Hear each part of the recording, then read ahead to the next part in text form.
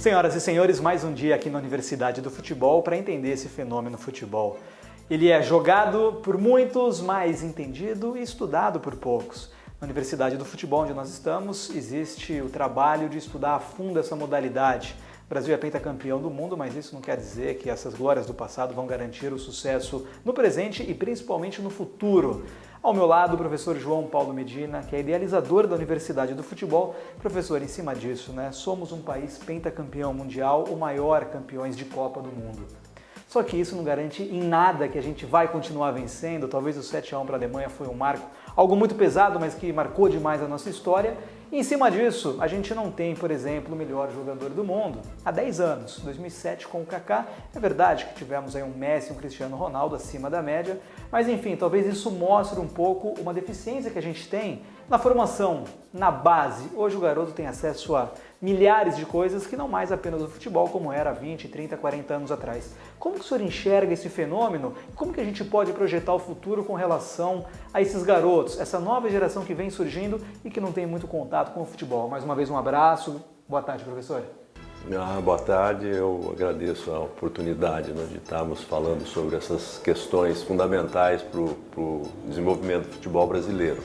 E essa, particularmente, é a básica das básicas, por como é que você forma os seus jogadores. Antigamente, nós, há 30, 40, 50 anos, a gente tinha era dito até que a gente tinha uma fonte inesgotável de craques, pela aquilo que a gente chama de pedagogia da rua, que era a meninada toda jogando bola nas praias, nas ruas, nos terrenos baldios, e produziu essa gama de craques aí conhecido mundialmente.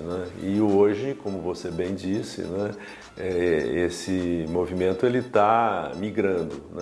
São outros países que revelam os grandes craques, e nós cada vez menos. Embora por ser um país onde a cultura futebolística é muito forte, inegavelmente, eu não diria hoje que o Brasil é o país do futebol, mas é um dos países que tem no futebol, assim, no seu DNA, na sua cultura, na sua gênese, Mas tem outros países que têm a mesma paixão, até mais, exacerbada. Você pega países onde eu trabalhei, por exemplo, a Arábia Saudita, a Turquia, onde a paixão do torcedor é algo...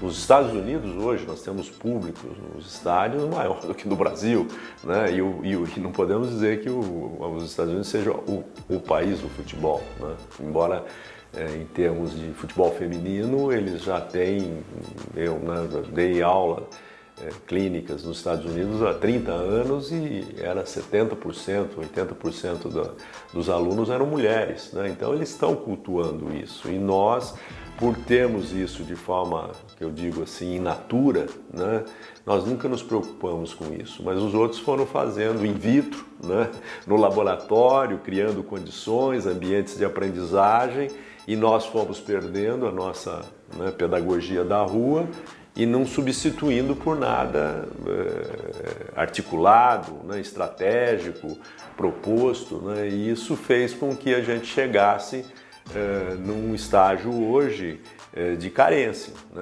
É claro, se você for comparar ainda, o argumento que a gente usa, mas é o país que mais exporta jogadores. Mas nós temos uma população de 207 milhões de habitantes. Inclusive, vou passar em primeira mão um estudo que a Universidade do Futebol fez em relação a essa proporcionalidade, que o Brasil realmente exporta um número absoluto maior do que todos os outros países, mas se você pegar, por exemplo, a população masculina, entre 15 e 25 anos de idade, compara Uruguai, Argentina e Brasil, nós ficamos em último lugar em termos de exportação de jogadores. Cada 50 mil, o Brasil exporta um desses jovens e pega o Uruguai, a cada 3.500, se não me engano, o número exato não me vem agora, mas 3.500 sai para jogar no exterior. Então, a performance de exportação de jogadores, para usar esse critério, né, do Uruguai não é um pouco maior, é muito maior do que o do Brasil, né?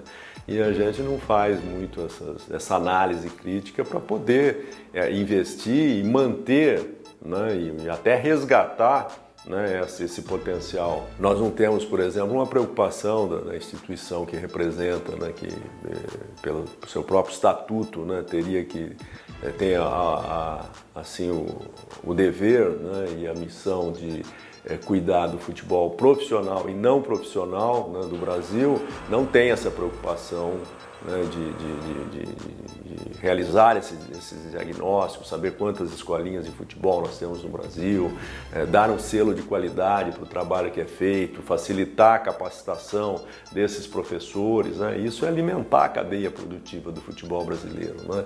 E a gente realmente não faz isso, né? Pegamos a China, por exemplo, né?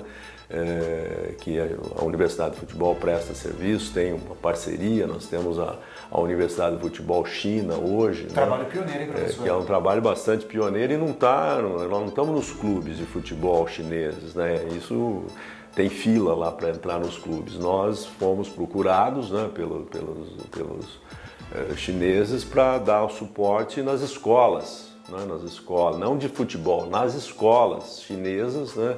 Onde hoje o futebol é uma disciplina obrigatória, né? Então todas as crianças, dentro de um planejamento, né? Até o final de 2017, 8.000 escolas, até o final de 2018, 20.000 escolas terão a prática do futebol regularmente durante a semana, né? Então, veja, isso